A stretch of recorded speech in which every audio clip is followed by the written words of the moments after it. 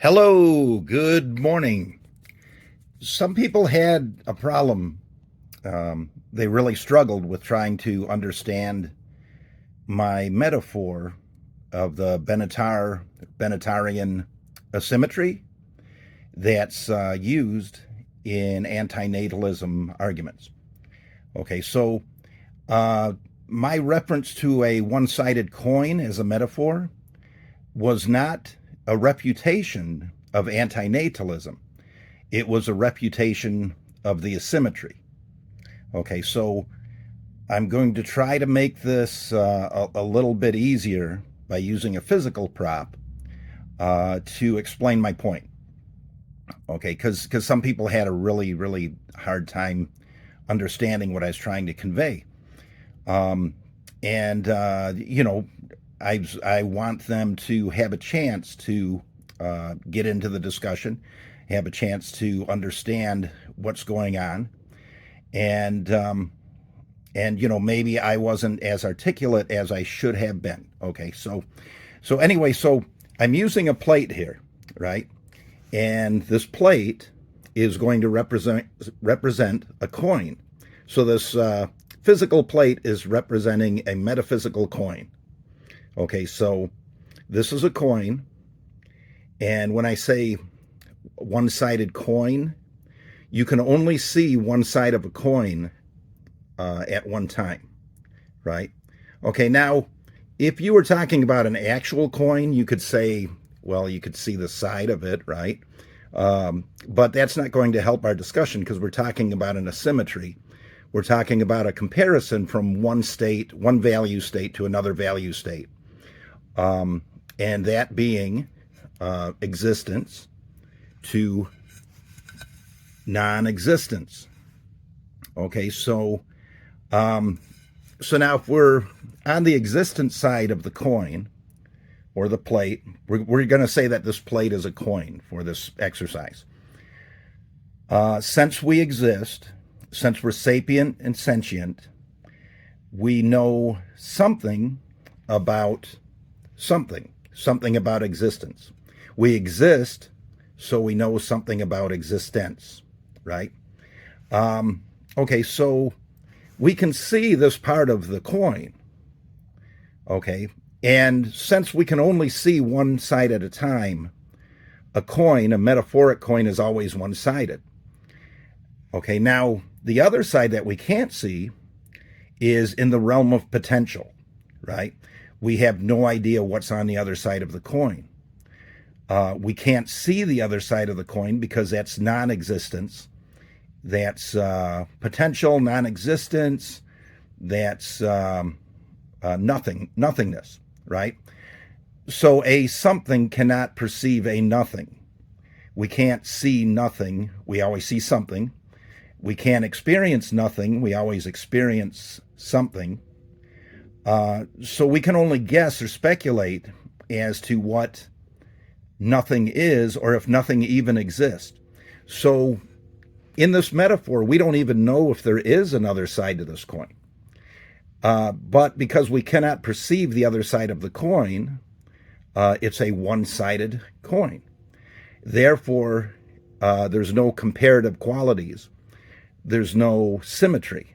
And if there's no symmetry, there can be no asymmetry, right? Because we're comparing one thing to another. So now if we take the plate and we flip it, we say, okay, or the coin, I should say, if we take this coin of something, somethingness, something in existence, and we flip it to nothing and non-existence, okay, oh, I think I might have spelled that wrong. I don't know. No, anyway, so if we flip it, on this side, we have nothing and non-existence. Now, see, in this metaphor, we can see that I have the word nothing and non-existence on it, and we can see the back of this coin. But in reality, we cannot see that because a nothing cannot experience anything. A non-existence cannot experience anything. So we cannot compare the flip side of the coin to the front side of the coin. The reverse of the coin being nothing nothingness, and non-existence. The obverse side of the coin, obverse, is something and existence. Nothing and non-existence is our tails on the coin, and something and existence is our head on the coin.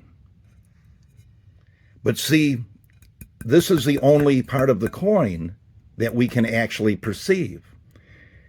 It's not an actual coin, it's a metaphor. It's a metaphorical coin. So in the asymmetry argument, you're saying that, life is suffering, and, there's value in that. And you're saying that non-existence or nothingness is better than existence or somethingness. But see, we don't actually know what nothingness is or non-existence is. We can't know what it is, and we can't even imagine what it is. Now, when you are sleeping, you're at a lower level of consciousness. You may not have conscious thought that you can recall, but there's some process going on.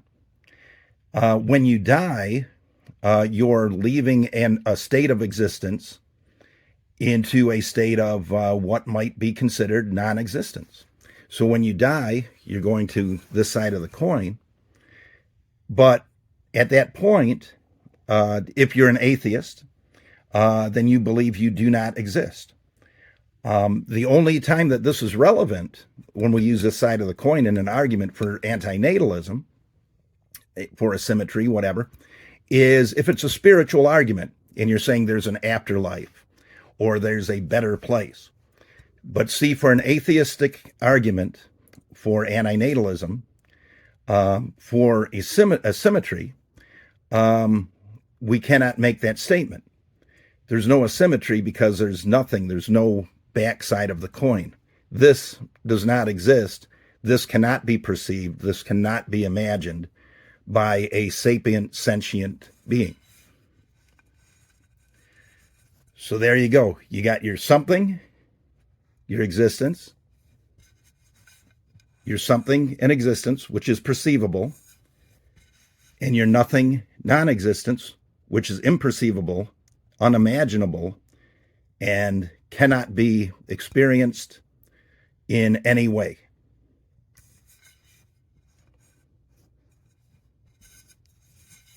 Don't even get me started on the side.